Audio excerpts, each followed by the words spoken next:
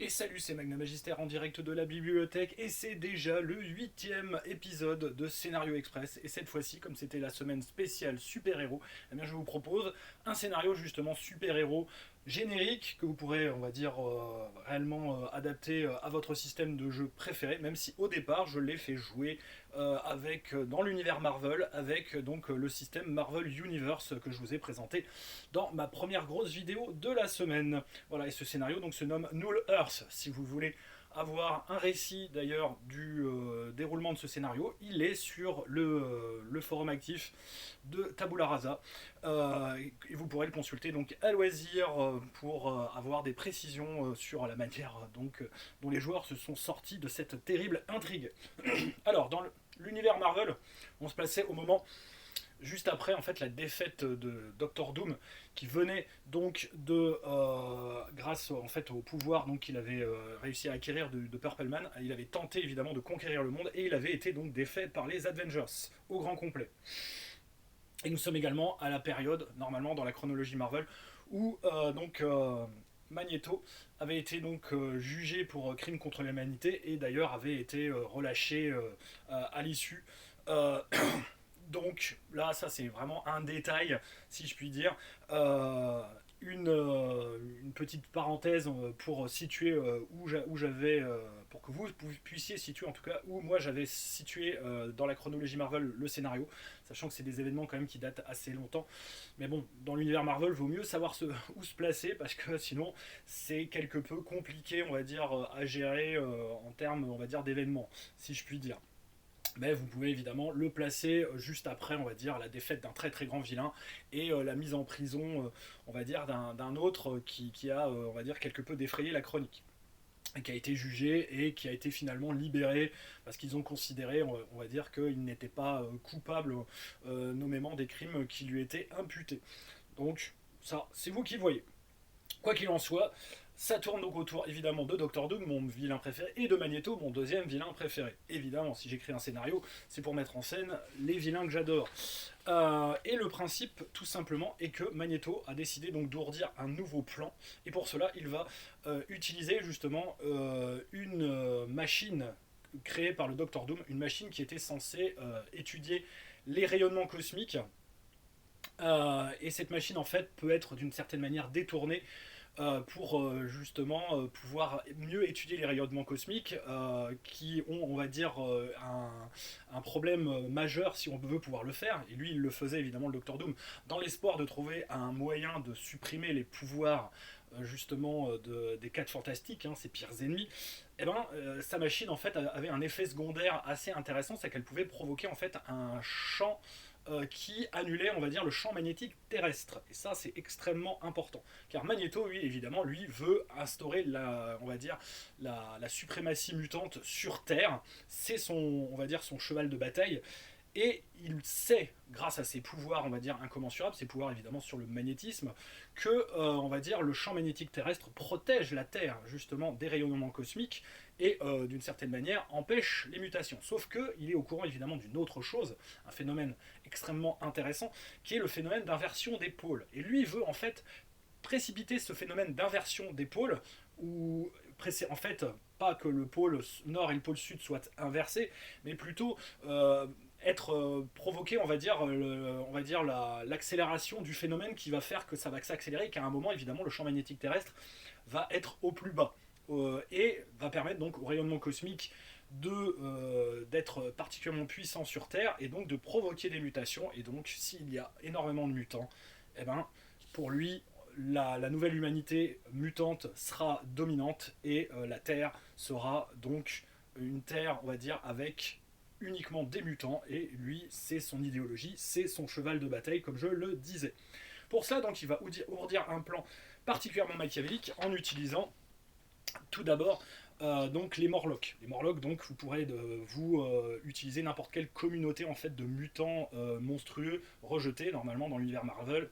les Morlocks sont des mutants qui, on va dire, sont tous réfugiés dans les souterrains de New York et qui luttent justement contre un autre groupe qui cherche en fait à les enlever et même à les éliminer la plupart du temps, que sont donc les maraudeurs, avec à leur tête donc le fameux Mister Sinister, hein, donc le fameux, on va dire, manipulateur de gènes que tout le monde connaît quelque peu, avec donc dans son groupe, hein, je cite on va dire les gens qui sont dans les groupes donc, du Maraudeur par exemple, donc dans Sab, Sabertooth, Arclight, Blockbuster, Riptide, Harpoon, Prison, Scrambler, Vertigo et donc Scalp Hunter. Voilà. Et donc les Morlocks, on va dire les plus on va dire éminents qu'on a vu pour la plupart dans les films Marvel, X-Men surtout évidemment. Donc Callisto, Caliban, Feral, Thorn justement, Thorn, je me dis bien Thorn, et Marrow. Voilà.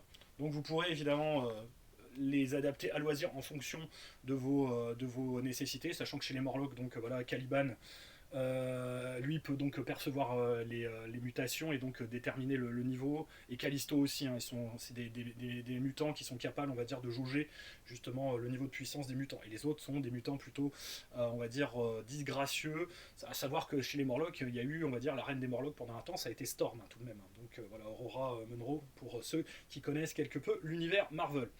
Donc, par l'intermédiaire des Morlocks, il va réussir en fait à convaincre donc Feral purement et simplement de trahir d'une certaine manière les Morlocks, parce que normalement les Morlocks ne sont pas du tout d'accord avec la politique de Magneto, sont même plutôt contre lui, et va d'une certaine manière travailler pour lui pour réaliser ses plans. Elle va donc aller faire purement et simplement un braquage à la comment dire à la l'ambassade de Latverie justement, Latveria si vous préférez, à New York, qui n'est pas très très loin justement du Baxter Building des 4 Fantastiques. Ça a son importance dans l'histoire. Le but évidemment c'est de récupérer les plans de la fameuse machine en question qui normalement devait être achetée à un ambassadeur, et elle évidemment faire en sorte de les récupérer gratuitement en intercédant en fait pendant on va dire la transaction en question. Ce qui fait que évidemment ça va causer énormément de problèmes et il va y avoir un gros titre dans les journaux, voilà, l'ambassade de Latverie attaquée par des mutants, etc. Ça va faire évidemment les gros titres. À savoir que à ce moment-là, le Docteur Doom est emprisonné et donc il a été remplacé en fait par l'un de ses fidèles qui s'appelle Zorba. Bon, ça c'est pour la petite histoire, mais vous pouvez remplacer votre méchant à la tête de son état, on va dire fictif, par on va dire n'importe quelle autre personne qui lui est liée d'une certaine manière et qui règne à sa place. C'est vous qui mettez en place, on va dire le décorum, si je puis dire. À savoir que le Docteur Doom évidemment a on va dire des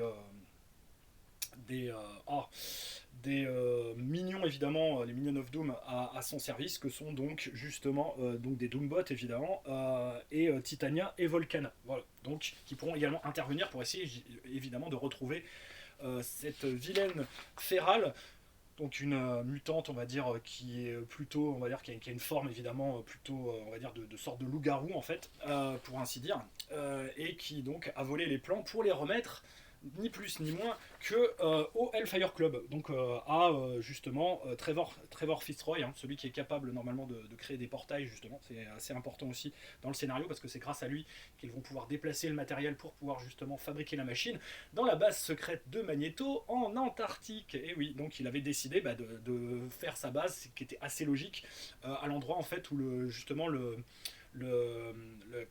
champ magnétique était le plus faible, c'est ce qui est le cas, hein, voilà, le champ magnétique au niveau des pôles, comme vous pouvez vous en douter, est beaucoup plus faible et donc on est plus sujet évidemment au rayonnement cosmique. C'est d'ailleurs pour ça que grâce à cela il y a des aurores boréales. Voilà, vous me suivez je pense. Donc eux vont être appliqués dans l'affaire par rapport à tout cela par l'intermédiaire donc du professeur Xavier ou un équivalent qui soient X-Men ou pas X-Men, ou membres, on va dire, de mutants, voilà, et ça peut être la X-Force, hein, si jamais vous voulez jouer la X-Force avec voilà, Cable, Deadpool et compagnie. Ça, c'est vous qui voyez si vous voulez vraiment mettre des grandes stars, si vous jouez dans l'univers Marvel, mais si vous l'adaptez à d'autres, ben, vous pouvez trouver évidemment des équivalents. Et donc, ils vont devoir enquêter justement sur la disparition de Feral et le fait qu'elle soit de près ou de loin impliquée dans cette histoire de braquage qui a fait quand même des morts, hein, à l'ambassade donc, de Latverie. Voilà. Donc à partir de là, ils vont enquêter. Au niveau voilà, donc ils vont rencontrer donc son frère, hein, Thorn, qui est venu demander de l'aide au professeur Xavier. Donc les Morlocks évidemment sont quand même en lien avec Xavier, mais ils n'aiment pas comment dire demander directement de l'aide à d'autres groupes, hein, comme les Avengers ou les 4 Fantastiques, qui n'aiment pas parce que bon, ils jugent que ces groupes, on va dire, sont particulièrement, on va dire, ouais, ben, pas, les méprisent d'une certaine manière. Ils vont donc devoir probablement aller enquêter chez les Morlocks, peut-être on va dire se confronter justement, et ça peut faire une première scène d'action assez intéressante, que ce soit chez les Morlocks ou contre leur pire ennemi, les Maraudeurs, pour essayer d'en savoir plus. Et donc, visiblement, on va leur confirmer que Feral a bel et bien disparu, qu'elle n'est pas morte et qu'elle donc elle aurait trahi. Parce qu'à ce stade-là, on ne sait pas justement ce qui est advenu d'elle suite, on va dire, aux incidents, à la comment dire, à l'ambassade de Latverie. En enquêtant justement sur l'incident à l'ambassade en question, donc ça va être assez dur comment dire, d'enquêter à l'ambassade, mais ils peuvent demander, on va dire, à leurs voisins directs, qui eux, on va dire, ont un système de surveillance tout de même assez adapté. S'ils sont assez malins, ils pourront le voir. Le Baxter Building, et donc aller demander purement et simplement aux 4 Fantastiques. Donc à l'époque où on jouait, les 4 Fantastiques étaient composés donc de Red Richard, Mister Fantastic, de Invisible Woman, donc sous Storm, la chose, The Thing, Benjamin Grimm, et de Miss Hulk. Voilà, parce que la torche a été remplacée. Parce que je crois qu'il est, on va dire, en train de faire une idylle cosmique avec Nova, d'après mes souvenirs. Mais là, j'avoue, je suis plus sûr de rien, parce que dans l'univers Marvel, c'était un peu confus. Voilà, donc en tout cas, voilà, ça leur donne l'occasion de pouvoir rencontrer peut-être donc Miss Hulk. Et j'ai peut-être dit Miss Marvel par erreur, non c'est Miss Hulk, hein, voilà, Jennifer Walters. De rencontrer également Franklin, le fils justement de Red Richard et de Sue Storm. Voilà. Et donc, ils vont pouvoir rencontrer ces personnes et leur demander ce qui s'est passé, si eux ils savent quelque chose. En consultant leur caméra de sécurité, ils vont bel et bien voir qu'il y a eu une altercation et que visiblement Feral a pu s'en sortir, en tout cas. Même si elle était visiblement poursuivie donc, par des mignonnes justement du Docteur Doom, donc soit c'est des Doombots, mais il y avait évidemment pas très très loin Titania et Volcana. Donc à partir de ce moment-là, ils peuvent peut-être on va dire essayer de questionner ou du moins d'aller se confronter, comment dire, justement à Titania et Volcana pour essayer d'en savoir plus, et on pourra alors dans ce cas-là leur confirmer, à moins qu'ils aient d'autres moyens pour le savoir, que visiblement donc Feral est parvenu à aller, comment dire, donner les plans, du moins à se réfugier, comment dire, au Hellfire Club, qui aussi a son siège à New York. Hein. Ils sont tous concentrés, on va dire, dans Manhattan. Hein. Si on regarde la carte, justement, dans on va dire n'importe quel livre de l'univers Marvel, on voit que tout est concentré en fait sur une petite zone. Hein. Ils sont tous de près ou de loin voisins, même avec, on va dire, l'appartement du Doctor Strange. Ça fait pas très très loin en fait, mais il a rien à voir dans cette histoire. Donc, on poursuit là, évidemment, aller jusqu'au Hellfire Club, ça va être un peu compliqué. Bon, ils peuvent quand même essayer comment dire, de parler, comment dire, avec des gens du Hellfire Club. Donc, soit essayer d'entrer en contact avec Emma Frost.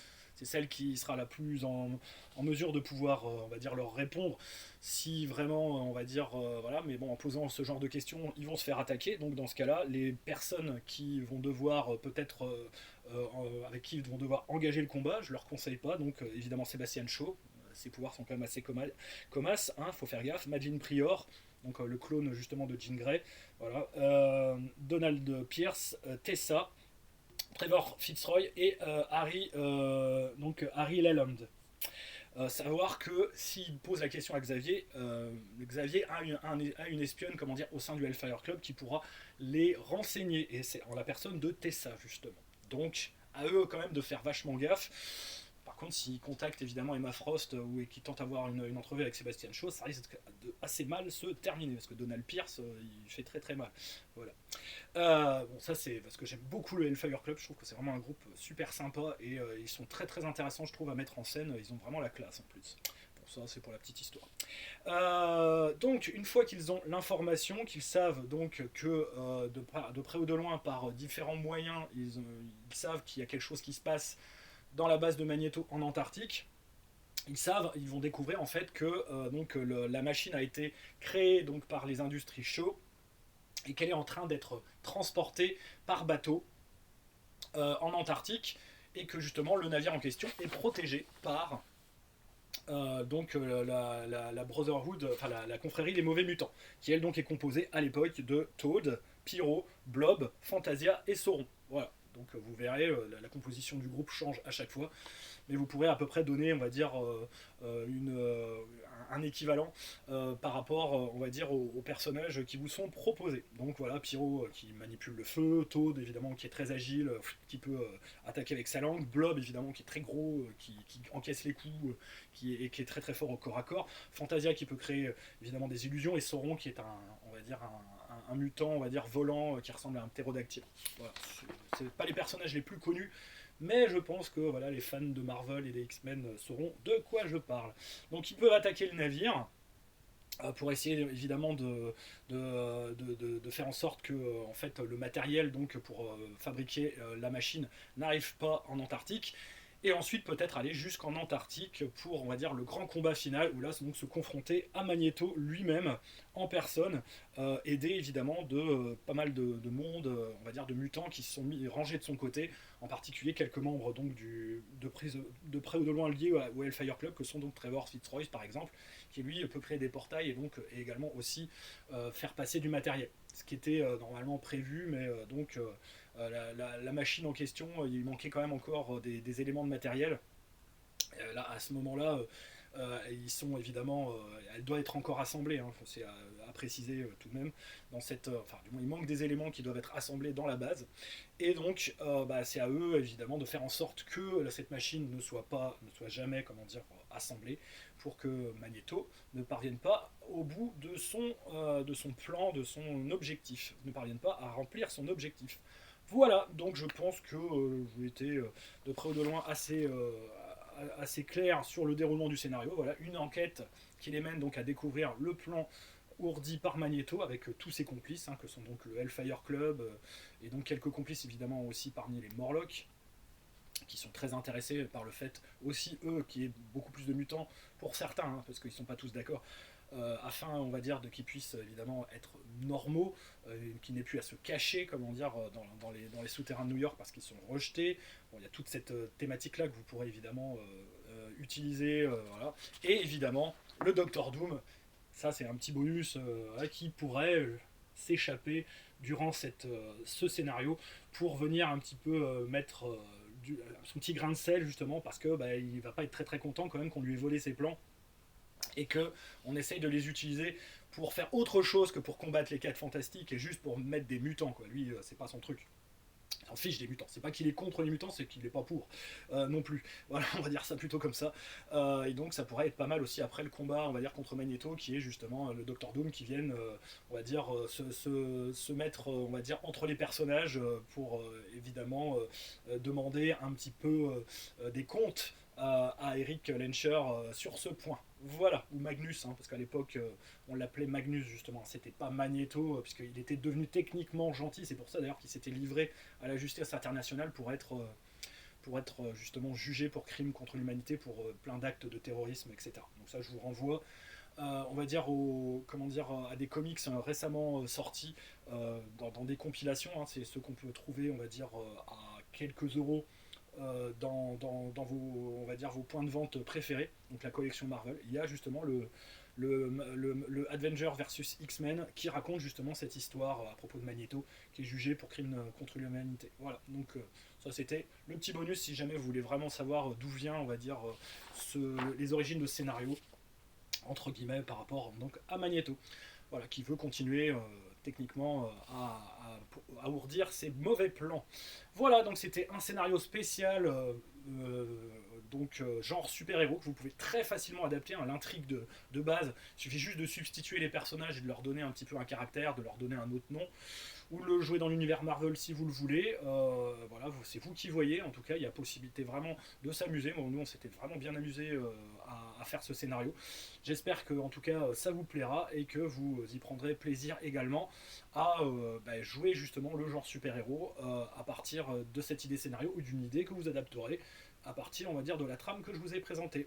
Et donc c'était Magna Magister, n'oubliez pas de mettre des pouces, des commentaires, de me soutenir en vous abonnant et d'aller discuter sur le Discord si vous le voulez à ce propos de ce scénario. Bon là celui-ci, comme je vous dis, il y a un résumé sur le forum actif Tabula Rasa dans la section Marvel super-héros. Voilà, sinon le scénario, c'est un scénario que j'avais écrit, donc il n'y a pas de version numérique qui existe de la chose, si ce n'est le résumé justement de la partie que nous avons jouée. Il y a de ça déjà pas mal d'années d'ailleurs. Et donc je vous dis à bientôt pour de nouvelles aventures et pour un nouveau scénario express. Et pour l'instant, jouez bien et jouez si vous le souhaitez avec des collants et des capes et des masques parce que ça peut être sympa aussi. À bientôt.